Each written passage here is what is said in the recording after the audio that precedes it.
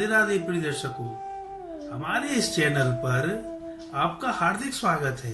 प्रिय मित्रों, इससे पूर्व में आपको सत्संग के बारे में सूक्ष्म रूप से परिचय दे चुका हूं। अब उसी वार्ता को आगे बढ़ाते हुए आपसे सत्संग के बारे में इस ज्ञान को आप तक पहुंचाने के लिए चर्चा करूंगा। प्रिय मित्रों, सत्संग का ज्ञान एक महासागर है। इसमें आप जितना नहाते रहेंगे उतना ही आप ज्ञान, आत्मविश्वास, श्रद्धा, भक्ति की तरफ अग्रसर होते चले जाएंगे। यह सत्संग सिर्फ एक ही धर्म तक सीमित नहीं है।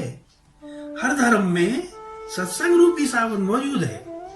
चाहे हिंदू धर्म हो, चाहे मुस्लिम धर्म हो, चाहे सिख धर्म हो, चाहे ईसाई धर्म हो या कोई अन्य धर्म हो।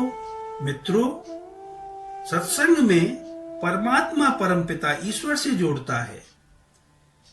चाहे आप किसी भी धर्म के हैं, इससे कोई फर्क नहीं पड़ता।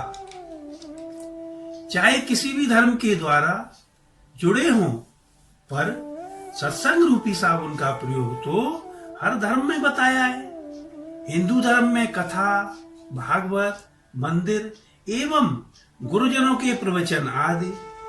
मुस्लिम धर्म में ग्रंथ भी अल्लाह के करीब ले जाते हैं तथा इमाम साहब असत्य का रास्ता छोड़कर सत्य की ओर प्रेरित करते हैं। सिख धर्म में गुरुद्वारे के माध्यम से वे इसी कार्य को करते हैं तथा ईसाई धर्म में गिरजाघरों में भी असत्य को छोड़कर सत्य का रास्ता अपनाने को कहते हैं। तो मित्रों, हम कोई भी हों, किंतु मित्रों सभी धर्म के लोग सत्य के रास्ते पर चलकर आखिर में परमात्मा के दरबार में पहुंचते हैं। कोई उसे अल्लाह बोलता है, कोई उसे वाहेगुरु, तो कोई गॉड, वह कोई श्री राम, श्री कृष्ण, कोई नारायण बोलता है। नाम अनेक हैं पर शक्ति एक ही है। इसलिए मित्रों, ईश्वर एक है। किसी भी रूप में करो पर उसको याद करो और उस परमात्मा तक पहुंचने के लिए अपने धर्मानुसार सत्संग रूपी सावन का प्रयोग करो। हमारे पूर्वज, हमारे ऋषि मुनि तथा साधु संतों ने इसी सावन के प्रयोग से परम पिता प्रभु नारायण के करीब पहुंचकर उन्हें प्राप्त किया। ऐसे ही एक महर्षि के बारे में आज मैं आपसे चर्चा करूंगा कि कैसे उन्होंने सत्संग के प्रभाव से अपने को बदला और इतना बदला कि वो सीधे परमात्मा से जुड़ गए। वे ऋषि हैं महर्षि वाल्मीकि जी। तो मित्रों, वाल्मीकि जी अपने परिवार को चलाने के लिए चोरी, डकैती, लूटपाट आदि कर्म करके पेट पालते थे। जंगल में एक भी आदमी आता था, उसे लूट लेते थे। एक दिन शाम हो गई पर कोई भी नहीं आया, तो शाम के समय दो साधु उस रास्ते से जा रहे थे जहां वाल्मीकि जी पेड़ पर बैठे हुए अपने आने वाले राहजनों को लूटने के लिए इंतजार कर रहे थे। जैसे ही साधु वहां पहुंचे तो वाल्मीकि जी पेड़ से नीचे आ गए और उन संतों का रास्ता रोक लिया और बोले, साधुओं, जो कुछ भी आपके पास है सब मुझे दे दो, नहीं तो आपको इस तलवार से काट कर सब लूट लूंगा। मित्रों, साधु पहले तो कुछ परेशान हुए, फिर बोले, हमारे पास तो कुछ भी नहीं है, हम तो भगवान के भगत हैं, प्रभु नाम के अलावा हमारे पास कुछ भी नहीं है। वाल्मीकि जी बोले, ज्यादा होशियार मत बनो और मुझे बल प्रयोग करने के लिए मजबूर मत करो।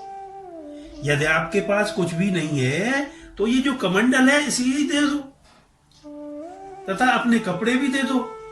साधु बोले, अच्छा एक बात बताओ, आप ये सब किसके लिए करते हो? वाल्मीकि जी बोले, मेरे माता पिता, पत्नी तथा बच्चों का पेट पालने के लिए करता हूं। साधु बोले कि जो यह पाप कर्म करके उनका पेट पालते हो, क्या इस पाप कर्म में तुम्हारे भागीदार हैं? वाल्मीकि जी बोले कि जब वे मेरी इस कमाई को खाते हैं तो क्या पाप कर्म में शामिल नहीं होंगे? जरूर होंगे। साधु बोले, अच्छा तुम एक काम करो कि उनसे एक बार पूछ कर आओ कि जो मैं यह पाप कर्म करके पैसा लाता हूं, आप उसमें शामिल हैं? वाल्मीकि जी बोले, ज्यादा चतुर मत बनो, मैं घर पूछने जाऊं और तुम यहां से चलते बनो। साधु बोले, तुम हमें इस पेड़ से रस्सी से बांध जाओ, हम कहीं भी नहीं जाएंगे। तब वाल्मीकि जी ने उन साधुओं को पेड़ से बांधकर घर चले गए और जाकर अपने माँ बाप, पत्नी व बच्चों से पूछा कि मैं जो ये पैसा लाता हूं और जो पाप की कमाई करता हूं, मेरे पाप कर्म में आप लोग शामिल हैं?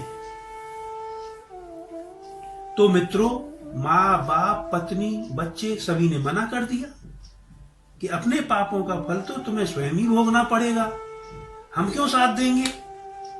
हमारा पाला पोषण करना तो आपका धर्म है, हम तुम्हारे किए हुए पाप कर्मों के भागीदार नहीं हैं।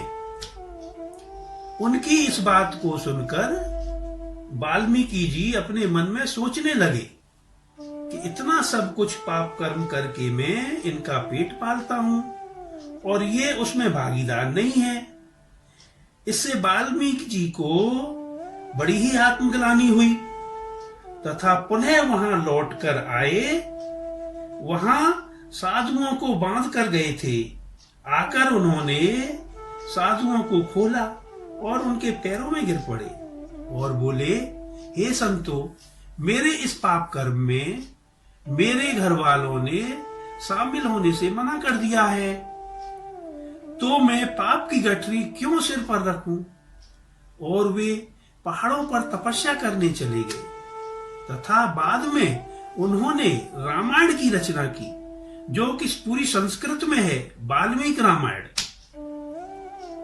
तो देखा आपने कि थोड़े से समय के सत्संग ने वाल्मीकि जी को एक महर्षि बना दिया और परम पिता परमेश्वर से जोड़ दिया। देखा आपने कि सत्संग रूपी सावन कैसा होता है। आशा है अवश्य ही आप वाल्मीकि जी से प्रेरित होकर सत्संग का महत्व समझेंगे। अब मित्रों, मैं आपसे आज्ञा चाहूंगा और अपने अगले एपिसोड में एक सत्संग रूपी नए सावन के साथ आपसे मुलाकात करूंगा। और हाँ मित्रों, अगली वीडियोस देखने के लिए आप हमारे चैनल को जरूर सब्सक्राइब करें और बेल का बटन दबाना ना भूलें। धन्यवाद। राधे राधे।